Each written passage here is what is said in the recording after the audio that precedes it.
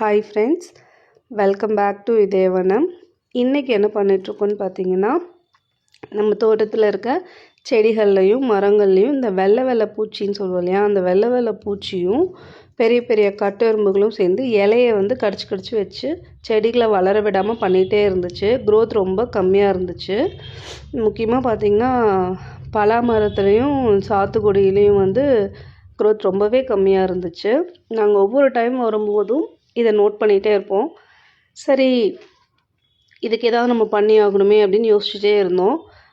Chemicals எதுவும் use பண்ணக்கூடாது பூச்சிகளை கொல்றதுக்கு அப்படிங்கிறதுல நாங்கள் 100% கான்ஃபிடெண்ட்டாக இருந்தோம்.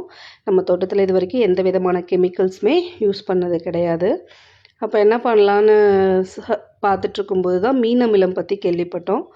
சரி, நம்ம இதை வாங்கி ட்ரை பண்ணலாம் அப்படின்னு சொல்லிட்டு 1 லிட்டர் மீன் அமிலம் வாங்கி ஆன்லைனில் ஆர்டர் போட்டு வாங்கினேன். அதை தண்ணியில் மிக்ஸ் பண்ணி அடிக்க சொன்னாங்க.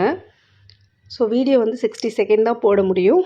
இதோட தொடர்ச்சி நான் அடுத்த வீடியோவில் உங்களுக்கு சொல்கிறேன். Thank you all.